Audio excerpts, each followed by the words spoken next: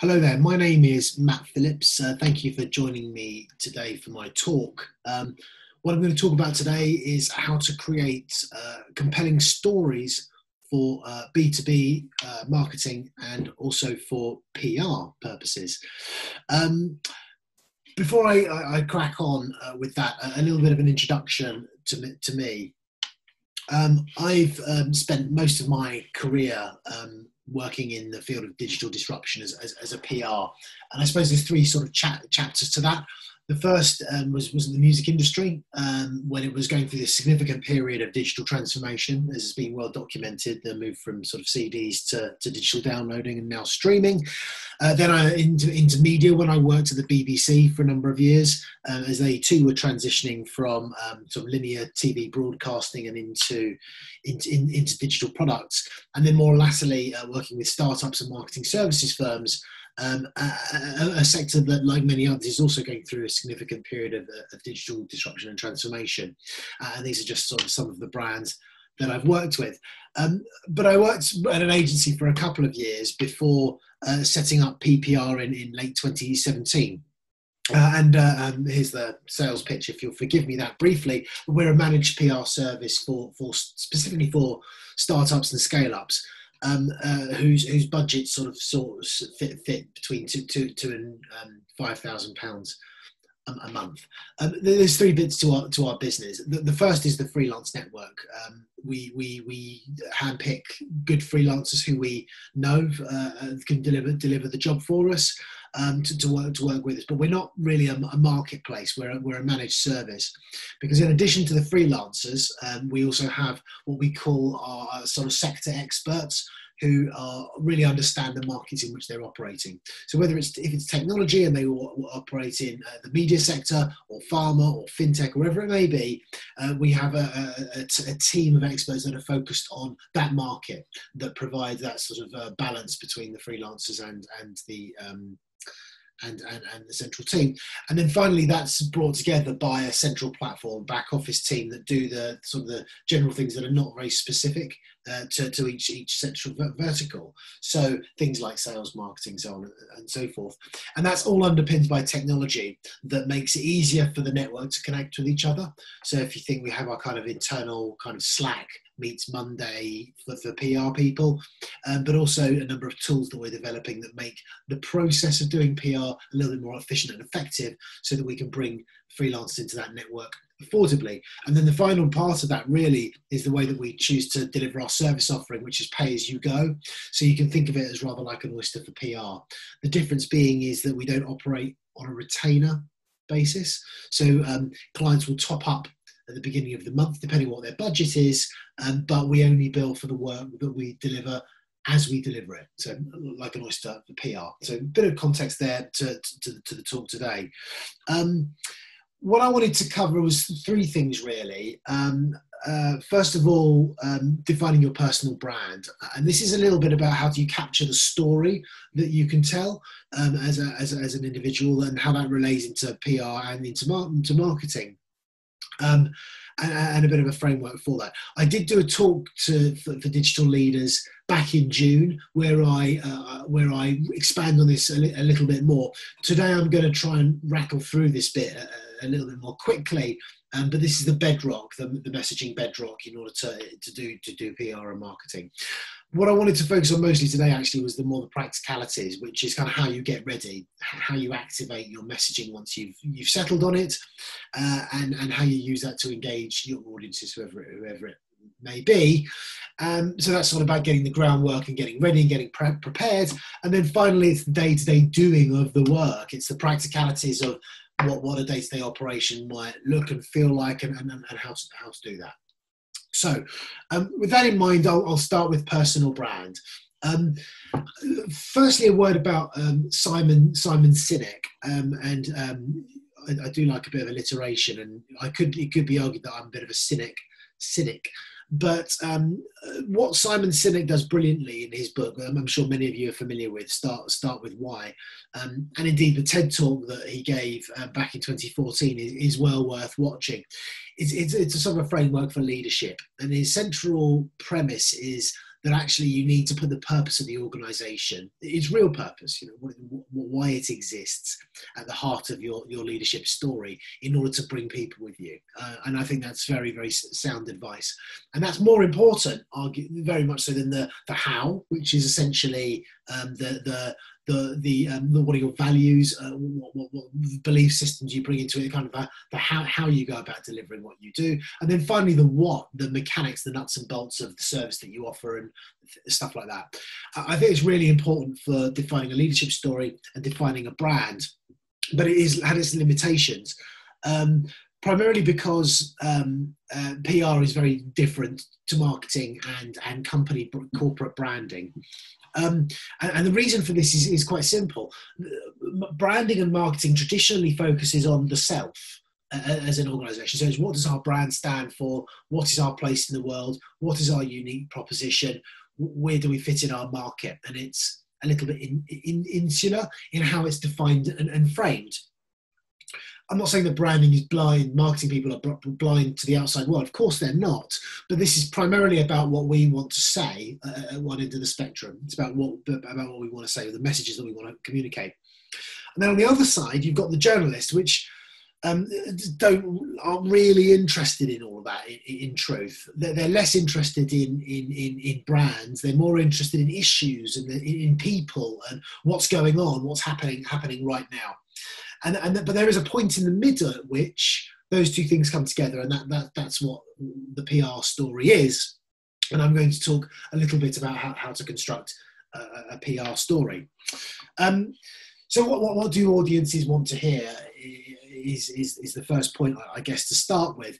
And I would argue that the public service broadcasting mantra and indeed the value system that still exists within the BBC today of inform, educate and entertain is as good a framework as any, Lord Reith's brief, as it were, for defining what people want to hear about. And that's very much true today. But the problem is that very few people actually have the platform or the right to inform us. And this is important for PR, particularly when companies will look at what they have to say as news, and actually news is about informing people of things that have happened that are important and impactful. And not everything that smaller companies do is important and impactful to journalists in terms of conveying important stuff to their audiences. So there's three things I would say here that does define what journalists are going to be interested in from a news point of view. And the first is power. And that's rooted in human nature. We pay attention to the powerful. So pretty much whatever Zuckerberg says, because he is the founder and CEO of Facebook, he has immense power.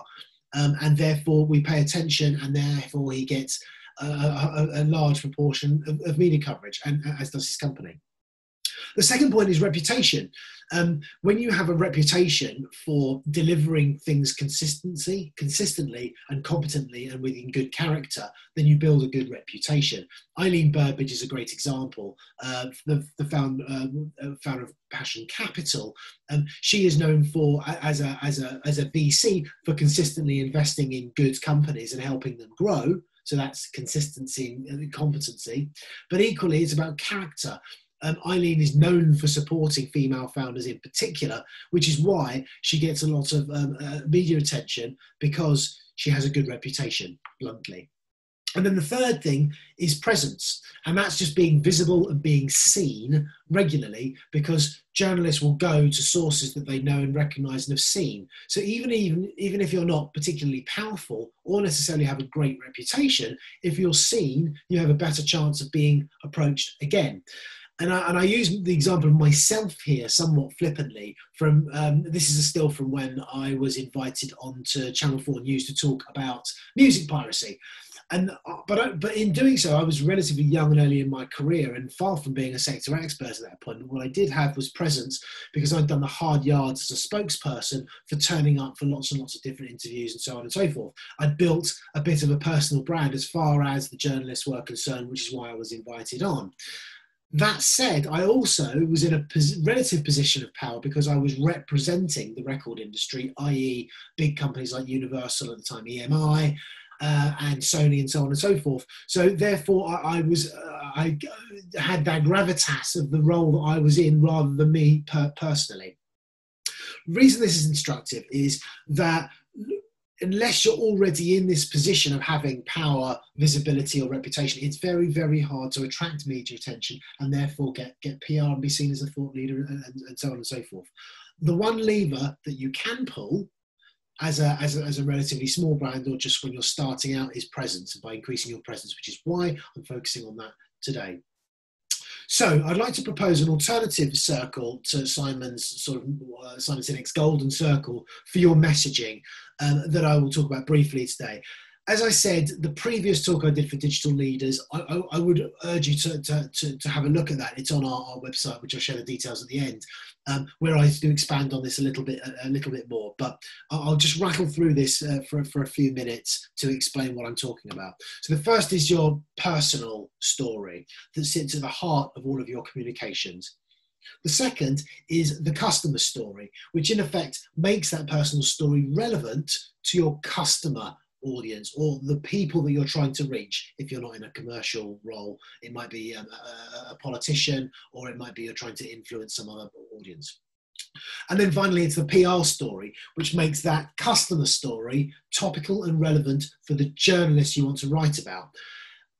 You may not, in this talk, I'm not just talking about journalism and PR, I'm also talking about social media. But if you can make something topical and immediately relevant in the now, it's also going to work for social media. And if you can pass that kind of benchmark of being interesting to journalists, then you can do the same for your other audiences as well, because they are a tough crowd. So just to unpack it a little bit more. So first of all, the personal story.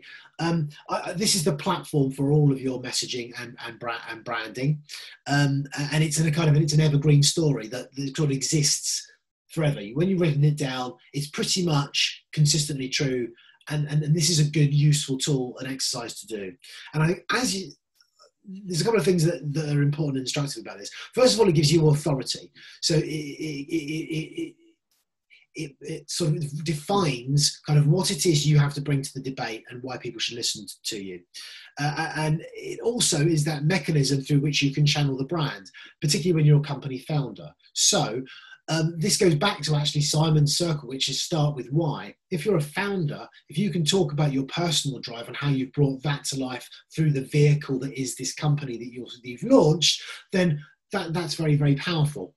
So it's critical for founders to have this personal story down, but it's also important for thought leaders, because if you're trying to encourage people to do something or change, you'll educate them and advocate something, then which is, as I mentioned earlier, which is probably the best way for you to start with marketing and PR. Having that personal story is very important and instructive. So there are 4 pillars to this, and 4 parts and 4 questions I would urge you to ask of yourself in terms of constructing your personal story. The first is authenticity. What drives you to be where you are now? Why are you doing this? This is a little bit, again, like drawn from Sinek, but what I would look at is your personal story, your background. Are there any moments or points in your career to date that have been kind of a real impactful moment that brought you to where you are today? So for a startup founder, it's that classic eureka moment. But for anyone else, there may be other moments. If you look at your history, why are you here doing what you do? And if you explore it, you can find it. And in my previous talk, I explain a little bit more on how you can use a classic hero's journey storytelling arc to do that. So, but I won't go into that in detail now. The second part is believers.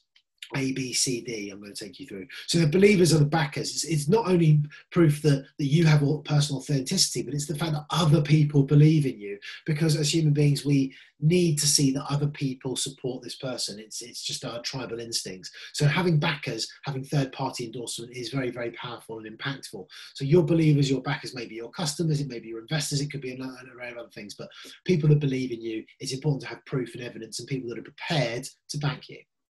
The third is competence, and that's about proving that you have as a start, you're beginning to show traction. So it says that I can deliver on what I say I want to do. So it could either be current traction within your company, or it could be your previous role where you demonstrated an ability to get stuff done. So it's real world things that you delivered. Prove your competence. You need to have examples of that to hand.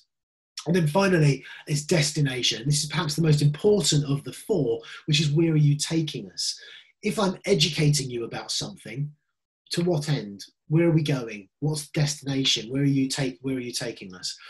And that's particularly important, particularly when it comes to startups, because startups are often trying to outline an alternative view of how the world could be. It's an alternative future and destination to what exists today. So therefore, you need to be able to paint a picture of what that future looks like in order to get people to believe in your mission, but more importantly, your category in which you exist. So, for example, in media, you might have a wide category, which is media agencies or media planning and buying agencies, or in journalism, it might be a challenger title that's different. So you need to be able to define that this part of your market is part of the future and can grow in the future. So being part of a growth category is important. And there's a book I would recommend called Play Bigger, that talks about category design and how that can drive your storytelling. So I would say if you've got 4 examples, A, B, C, D, that summarize your personal story, that's the nub of it.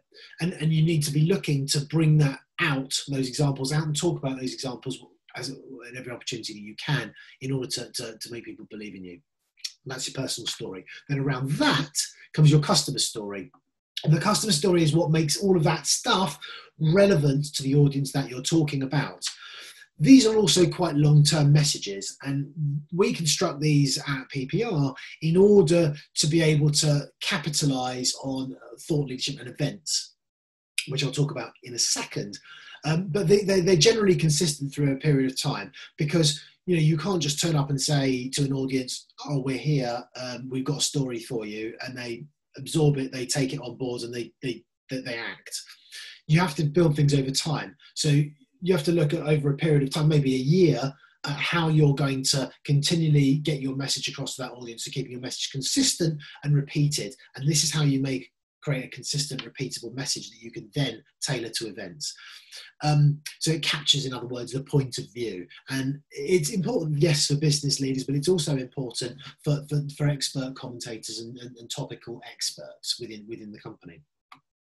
So there's 4 questions to ask here as well. Excuse me. The first is the audience. So who is that audience that you're trying to talk to?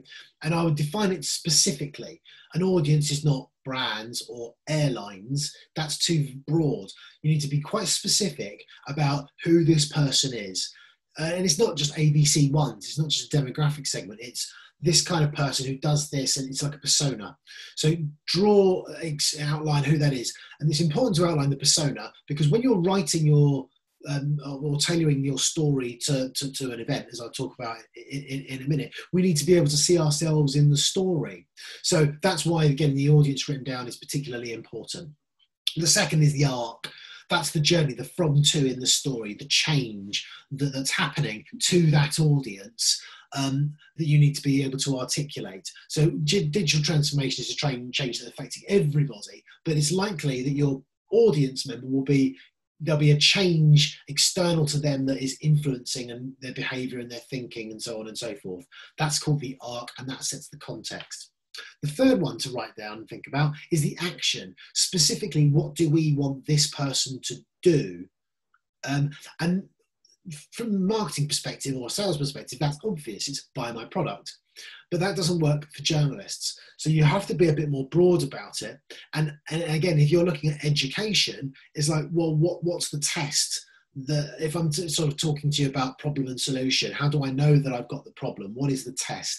So the action is, what do I do with this information? What do you need me to do? And it might be, if your company is this big, then look at this thing, or whatever it may be. So that gives us a kind of way to come into the story. So that's the action. What is the action? And then finally, it's the argument, which is why it's in the audience's interest to follow that action. And typically this will have some data points or third-party references or anecdotes or examples that demonstrate why the audience has a problem in the first place. So with that in mind, that takes you on to the third, which is the PR story. And the PR story is what makes that customer story topical for journalists. And it changes every single time because of the context. It's about topicality in the moment. And what you need to do is to write what we call a pitch in PR, which essentially carries those previous two stories to the journalist in a way that they can instantly engage with it. And I would say there's 5 facets to a pitch that are important. And these are actually drawn from a book written by Paul Blanchard called Fast PR, which again is well worth reading. And he identifies a 5-point mnemonic, which I'm going to talk to you about now. So there's 5 elements to a pitch. The first is it's got to be topical. It's got to be relevant to something that you're doing now. It's going to be relevant to a moment or something that's happening. It could be a theme, it could be an event, it could be something. But the human instinct, and particularly for journalists, is to just go, do you know what? I'm just going to park that for now. It's kind of interesting, but it's not relevant right now. So you need to make your pitch topical and of the moment. The second is fairly obviously relevant insofar as you need to look at what the journalists are covering, what your audiences are interested in. And this goes back a little bit to the arc I talked about previously. What is it that's going to draw us in to go, yeah, that really applies to me? It's got to be relevant. Suffice to say, if you're pitching a journalist, you should read what they've written about and try and find some relevancy in what they've written about and who their audience is. Okay. Thirdly, it's got to be unusual. So, and this is even more important for smaller companies, in that we don't notice things. We know if it's just the status quo and it's just ordinary, it's just, well, that's what I was expecting. So yeah, okay, fine. But if it's unusual, the pitch needs to go, oh, I hadn't thought that. That's interesting, different. So it's a twist on the familiar. It's got to stand out. It's got to be different. It's got to grab the attention. It's got to be an unusual pitch, something surprising or unexpected. So if it's data, look for the data points that are perhaps unusual, not necessarily the ones that present your brand in the best light, but the ones that are most interesting or outliers. Tension. There's usually a kind of like tension in most stories, and that sort of draws us in. So, for example, I was walking down the road today, and it was amazing. I saw these 2 people, and they were having a conversation. And it's like, okay, fine.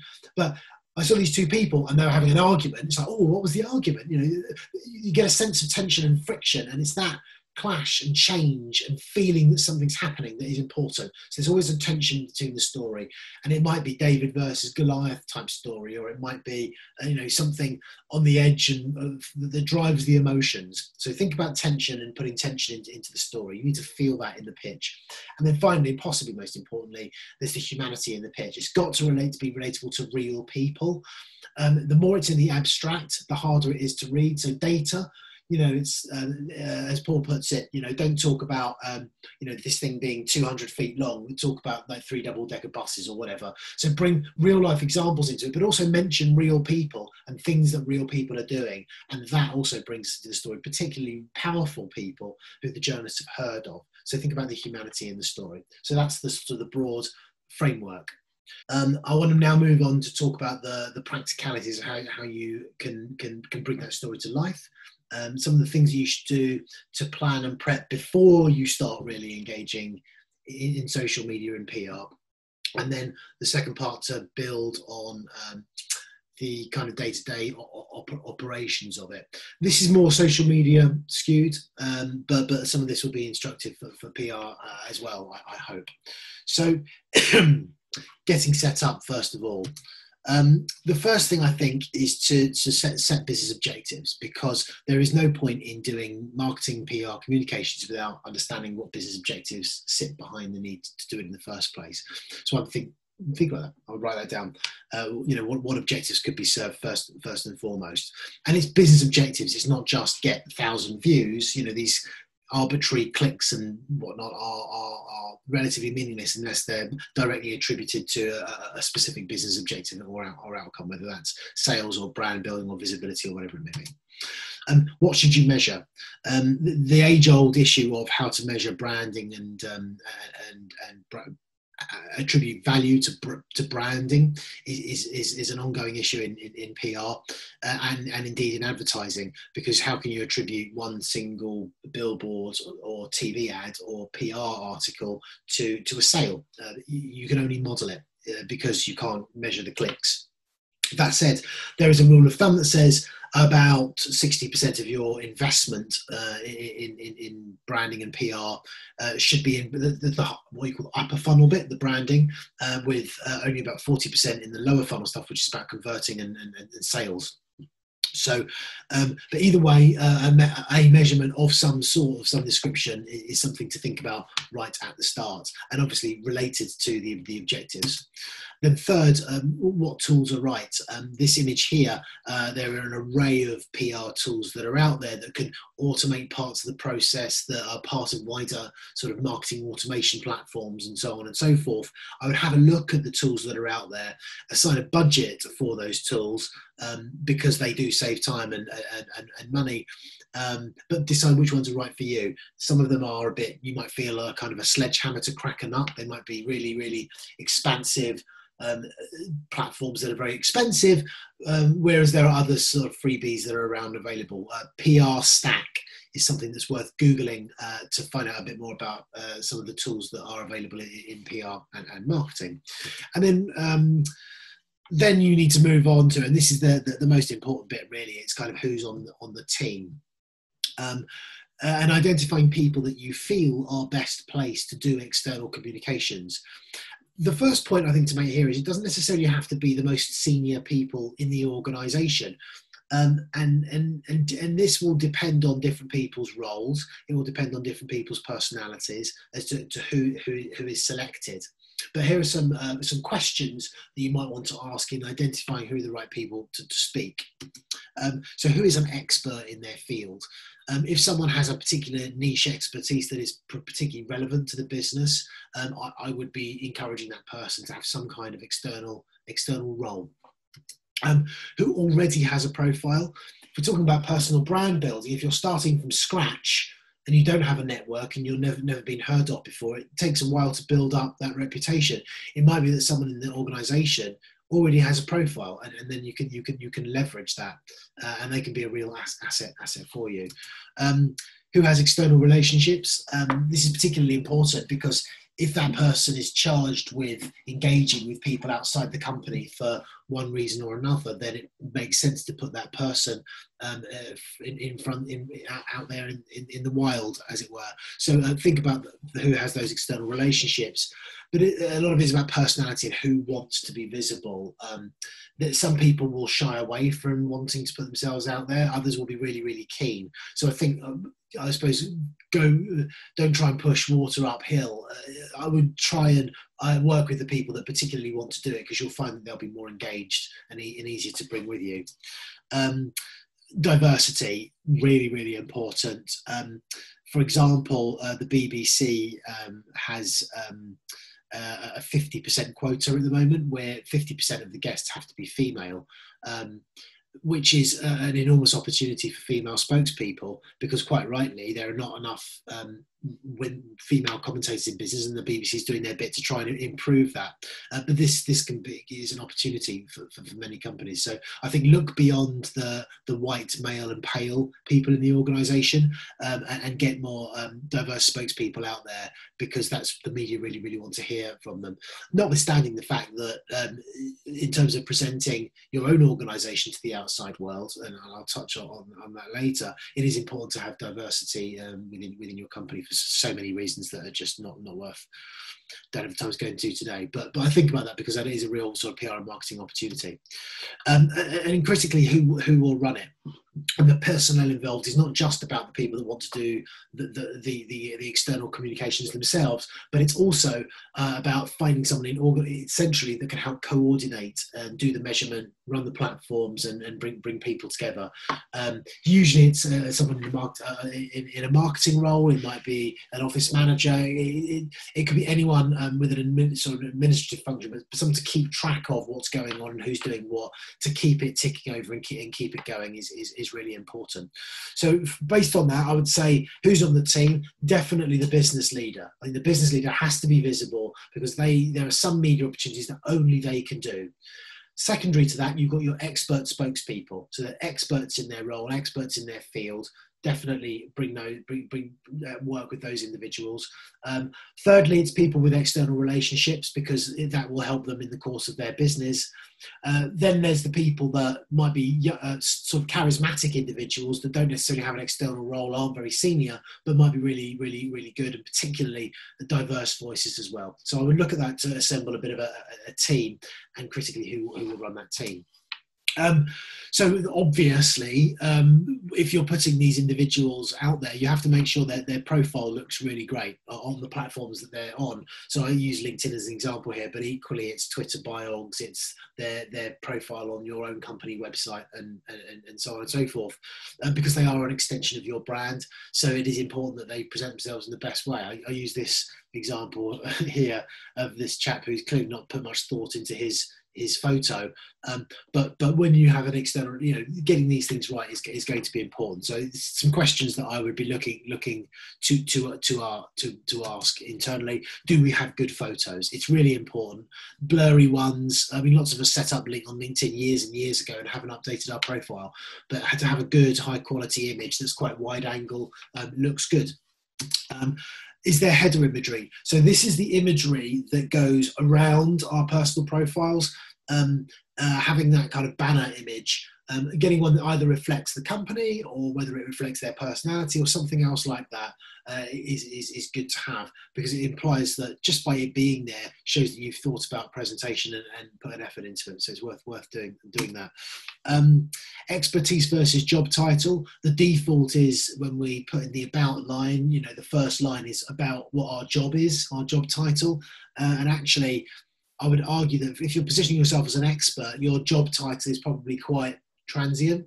Actually, you're driven by other things, and therefore your experience and expertise, you should say what you're an expert at, or what your experience is, or what your field of expertise is, not just duplicating your job title, which may be a bit misleading in any case. So yeah, I would focus on that when it comes to the about us bit.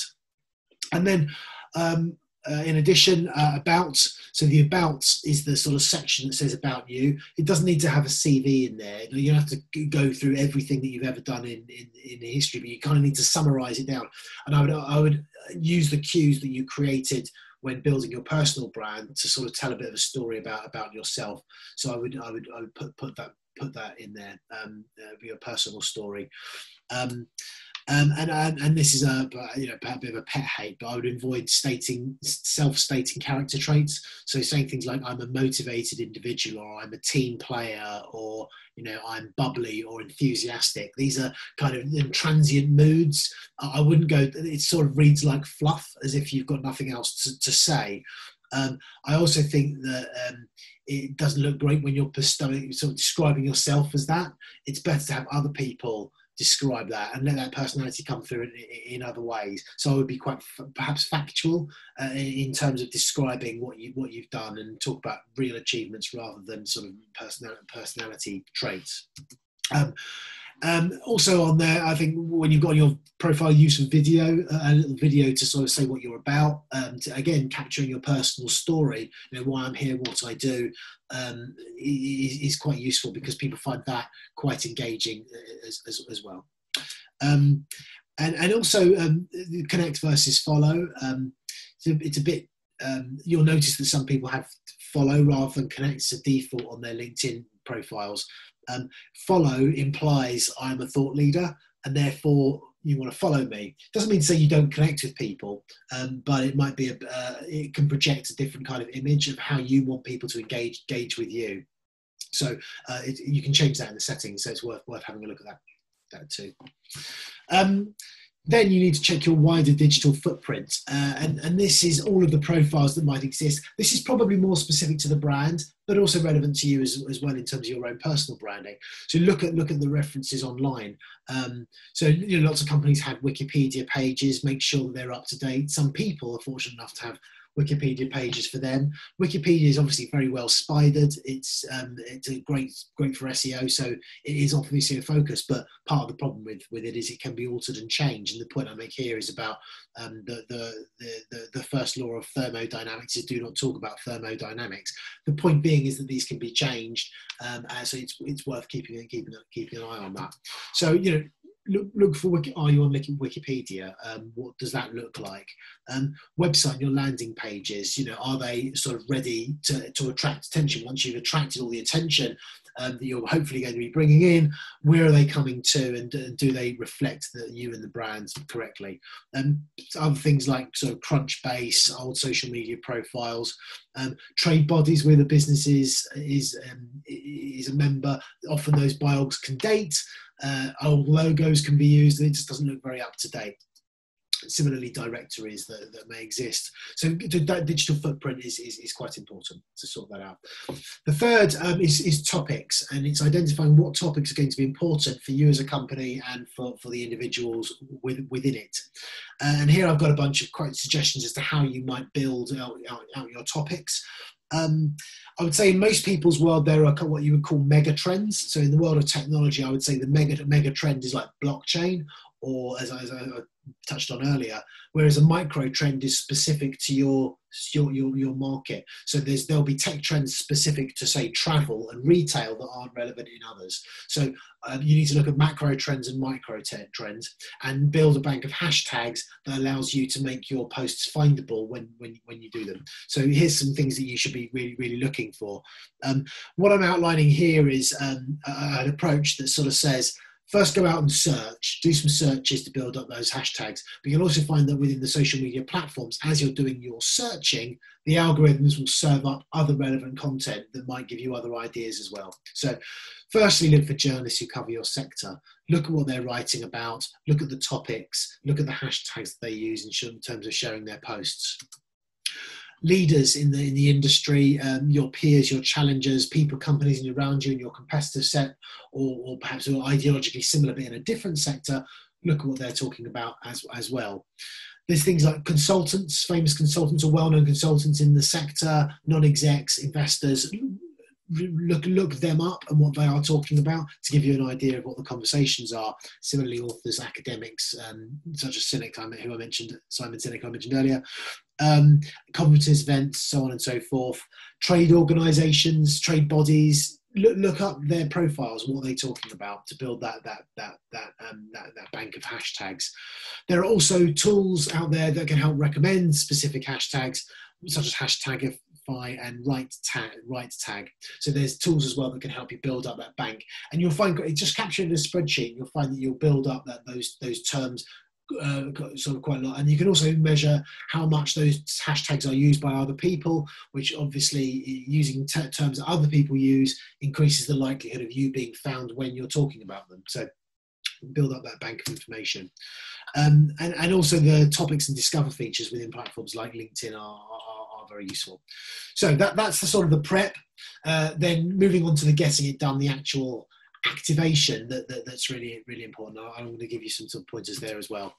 So the key thing, I think, is working with the algorithms and understanding how the algorithms behave is really important. And I'm going to focus on LinkedIn here, because it's not dissimilar to Google search and SEO. There is almost a science and a discipline to work with Google in order to get those to do the right things that makes you findable on Google. And similarly, there are behaviours that the algorithms follow in LinkedIn that are important to understand and note, some of which might be a bit surprising. And this is kind of what I've sort of discovered over time. So the first one is being very careful with external links, particularly LinkedIn. It wants to keep you on the platform, and you'll find that links that link off to news articles or to your own blog often get downgraded. And that's kind of obvious, because LinkedIn wants you to stay within your feed and engage and spend time and eyeballs, and that's how social media is remunerated. So anything that takes you off can be downgraded. There are exceptions to that. If you look at some high-profile journalists, a good example is Mark Ritson. He always shares his articles and gets thousands of views and likes, and he can kind of cut through that because he's so well known in his field. But that is the exception rather than the rule. So I think for the rest of us, if you're sharing content, be careful with links. One way around it might be to do a post, but to include the link that you're referring to in the first comment, or here's that link I was referring to in my post, and it would appear that doesn't downgrade you. So I would go for posts rather than link. I would avoid posting links. Um, the same is obvious, but again, the hashtags I mentioned earlier, post on hot industry trends, look for those things to post on. Those are the things that will get the traction, and you're more likely to be picked up by what's called the LinkedIn editors if you're talking about topical things. Comment on other popular content, the stuff that serves up in your feed from other people that's popular. Commenting on that also builds your own, the algorithm around your own personal page. And as I mentioned just now, posts versus articles. So what I mean by that, in LinkedIn, you've got two options. You can either post an article or you can write a post, which is effectively an in-feed, sort of shorter bit of content. For reasons unexplained, LinkedIn downgrades their posts on their own site. So if you write a long article and then you post a link to that in your feed, you'll find that will get less reach than a pure post that doesn't link to an article. Baffling, I know, but that would appear to be the case. So I would try and do as much in shorter posts more often rather than longer form articles. I'm not saying don't do articles. They're useful, but just have lower expectations, excuse me, for the reach of those articles. Use of hashtags. Anyone who uses Instagram will look at branded posts and see there's absolutely thousands of hashtags on lots of people's posts, because that does increase the reach. LinkedIn doesn't allow that. It does downgrade you if you do too many hashtags, because it looks like you're trying to be a bit spammy or just trying to be catch-all, and therefore you're less relevant. So I would focus on 3 to 5, seems to be about right. And then micro and macro hashtags. So by a macro hashtag, you might say leadership, whereas a micro hashtag might be much more specific, that relates to a sort of slightly more niche theme. So a blend of those two things is probably the right thing to do. Again, pulled from that bank of hashtags that you would have already created. Graphics and images bring the story to life. Services like Canva make it quite easy to produce graphics and images just to top your posts with. I would recommend doing that. And similarly, video. If you're posting a video within LinkedIn, that doesn't seem to be downgraded and actually does often drive engagement and views. So video is a good way, as I mentioned earlier, of conveying what you're trying to say. And then this point here, the first hour engagement is actually critical. So what I mean by that is the amount of engagements you get on your post within the first hour of it being posted seems to be really, really integral. And I understand there's a magic number of between 15 and 20 engagements that will expose your posts to your second and third degree followers, thereby increasing its reach. Because something in the algorithm has said, oh, this post is getting a lot of traction, we better share it to a wider audience. So that has given rise to a lot of things like LinkedIn pods, where people work together to boost each other's posts, because that first hour engagement is critical. So it's worth thinking about how you do that. And SlideShare and PDFs, other content. I'm not quite sure how sharing PDFs and SlideShare and other media within LinkedIn works, but I would say on your profile and on your feed, having a balance of those content elements is probably quite a good thing to do. So, social media, remember, it is social media, and you do have to engage. If you broadcast and ignore, you tend not to get the traction. So I think engaging with your audience is important. So yeah, obvious stuff here, but like and reply to your comments when you post a question. If you ask an open question, you're more likely to get people responding. And I touched on LinkedIn pods earlier, so I'll perhaps expand on that. So a LinkedIn pod is essentially a group of people who will agree to like and share each other's posts within a particular window of time. So I would look at, can you create a network around your existing network of people that you know through LinkedIn or through other connections. You might be involved in a number of different communities or organizations, creating little pods in those organizations and communities, saying, look, I'm going to post this at this point in time. Can you like, share and comment and engage? That will give you a little bit of a bounce that will help you drive engagement. So it's worth thinking about that. I do have to mention Gary V's $1.80 strategy. Basically, Google it. But if you don't know who Gary V is, Gary Vaynerchuk is a widely known commentator on media, particularly on social media. He's a very charismatic individual.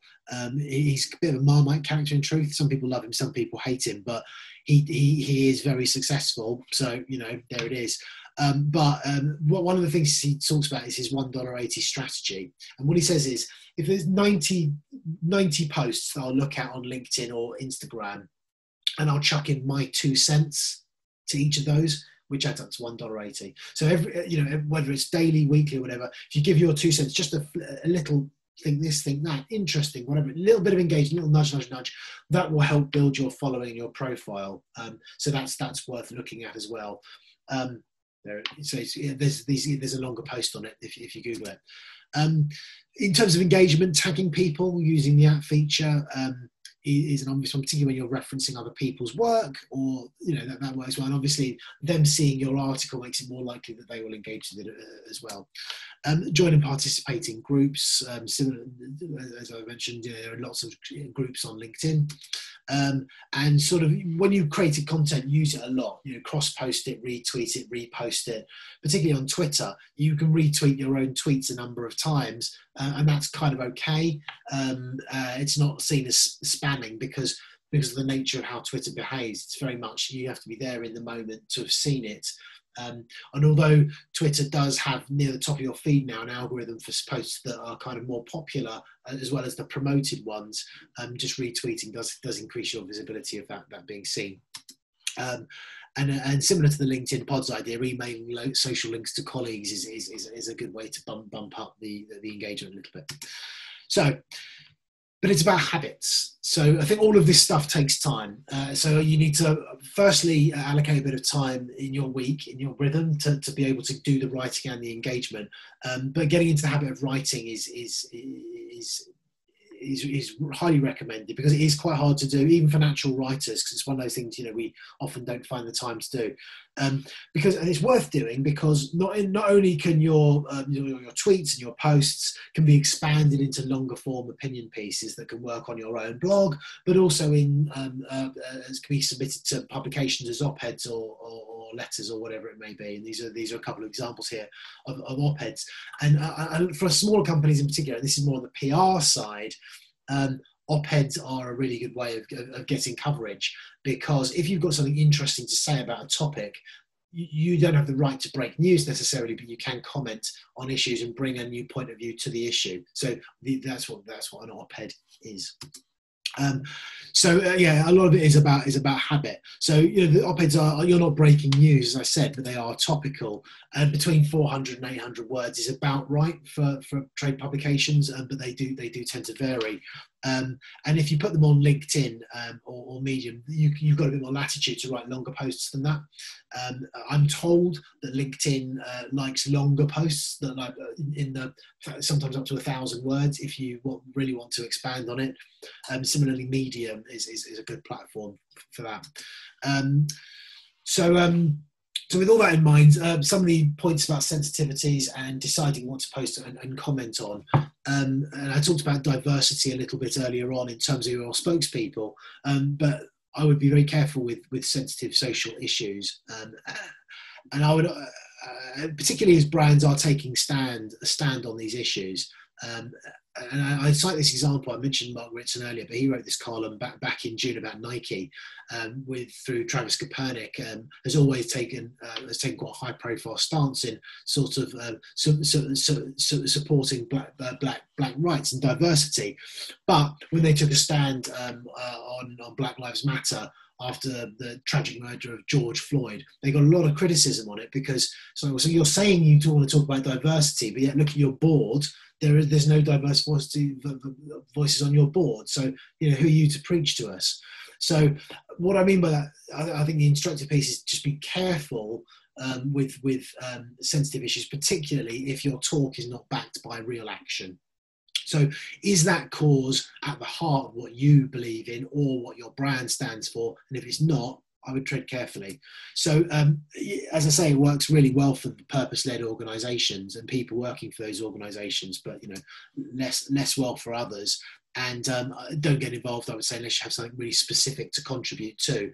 I think Black Lives Matter was interesting because it was the idea that you shouldn't be. It's not good enough to be not racist. You have to be actively and engagingly non-racist, and that brought a lot of people into the debate. So think about how you deal with so sensitive issues. Similarly, I talked right at the start of this about inform, educate, and entertain. And entertainment is something that a number of brands are doing on social media. So Twitter banter. And what I mean by that is you'll see corporate social media accounts are increasingly playful and personified. And Yorkshire Tea is a good example of this. So earlier in the summer, Rishi Sunak tweeted this picture saying, I'm having a nice cup of tea with my team. But the way that the image was presented is some people or either thought or decided to assume that this was an official that Rishi was an official brand ambassador for Yorkshire Tea. So there was a bit of a Twitter storm about that, and the social media team at Yorkshire Tea decided to get engaged in it and whip it up a bit more. And they got a lot of engagement for it and a lot of platitudes from the marketing PR sector for how they handled it.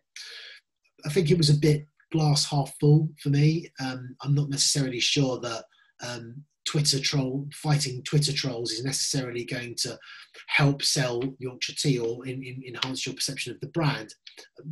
Others may disagree, but the point is, I think that the behaviours that you exhibit on social media should probably reflect your brand values and be underpinned by a clear and coherent strategy. And what works for, as I say, Yorkshire Tea might not work for, I don't know, a semiconductor company. So, is engagement necessarily going to be the right thing that drives your brand? Perhaps it is, perhaps it isn't. So, coming to the end of the talk now, obviously, with all of this activity, I think it's important to keep these things under review because it does take time and it does take money because of the involvement and time that people have to put into it. So it's worth having an internal mechanism to review and assess how well social media and PR is working for your brand. So that you can ensure that it's continuing to deliver and support you. So someone in the company needs oversight of it. I think you need to continually check whether the objectives that you set are the right ones and are being met. And however you've decided to measure it, you need to make sure you've hit those numbers. Look at the posts that you're doing, like which ones work, which ones don't. I think if you're following those rules and have a good story underpinning it, then you'll find those posts will work quite well. But there might be other things that are preventing. So have a look at that. And I suppose, do you need a campaign? So a lot of what I've talked about is kind of in the moment reactive stuff. Whereas if you create a campaign, a kind of centerpiece for your marketing, it might be like you produce a white paper or you engage in a PR stunt or you have a particular lobbying campaign. Do you need to bring that into your social media and PR activity in order to increase its impact? And the tools that you're using, delivering value and working, and who in your group is gaining followers and how many and to what extent? And do you need more training and so on and so forth? So I'll leave you, as I come to the end, I want to talk about these 6 A's, and these are different bits drawn from the operating system or the framework that I presented earlier, the 3 bubbles. But these are, every time you post, I would think about these 6 A's in terms of making sure that your story is relevant and works. So the first, as I mentioned, is audience. This is the key starting point for a good story. So I would be tagging. I would be tagging people that you're talking about. So you can tag people in LinkedIn and social media and in Twitter, making sure that you're focused on the audience and you can tag them in practical terms. The arc, use hashtags to define the arcs. That's the context for the story, as I mentioned earlier. You can use hashtags to define that so that it's really clear that's what you're talking about. An action, asking a question, is probably the easiest way on socials to leave an open question. That's the action you actually want, is you want people to come and answer the question or offer their point of view, to bringing people in. The argument in the story, it's having data and facts to underpin what you're saying is critically important. And the authority, why trust me, bringing in third-party experts. So you can either tag experts or refer to experts or expert findings or research, or indeed your own biog should present yourself as an expert in that topic. So therefore, the authority comes from that. And then finally, it's attention. So it's, you know, what's going on. That's the topicality. What's happening to make this relevant. So you might use a hashtag to mention an event or a news event or whatever it may be. So those are the 6 A's. So just to recap and rattle through what I've covered today. Firstly, Simon Sinek's circle. I think it's great for brand building, but it doesn't necessarily work so well for PR because it's not as focused on the audience. It's more focused on the self and the leadership style.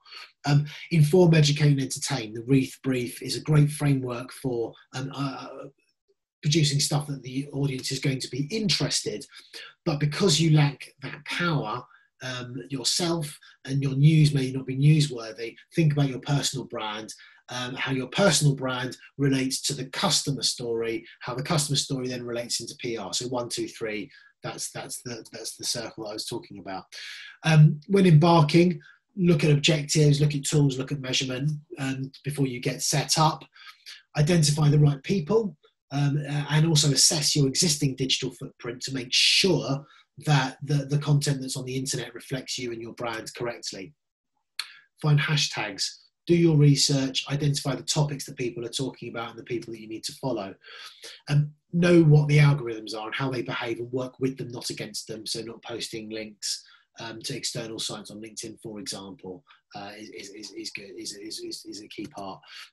Forming habits, getting in the habit of posting and engaging. If I mentioned the LinkedIn pods, if you're in a LinkedIn pod, set aside an hour every week in a slot perhaps to do that pod, and then use that time to link and be focused on that and do it and get into the habit, because forming a habit is the easiest way to make something stick and make it learn and iterate over time. Otherwise you risk it fizzling out.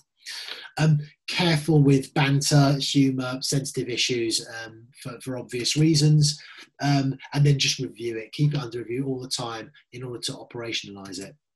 The 6A approach, which is what I finished on, which is broadly speaking kind of the 6 elements that when you're posting content to think about, have I got all of those things in place? Because if you have those 6 A's in place, the chances are that people will engage and follow your posts. So with that, thank you very much for your attention. I would love feedback. I would love you to connect with me. Let me know what you think. If we can help you in terms of your own PR and storytelling, there's a lot here, but obviously we can help you bring that to life as an agency. It's what we do. I'd love to hear from you, and equally connect with me on LinkedIn. I would love to hear from you. So thank you very much for your time, and yeah, I hope to hear from you.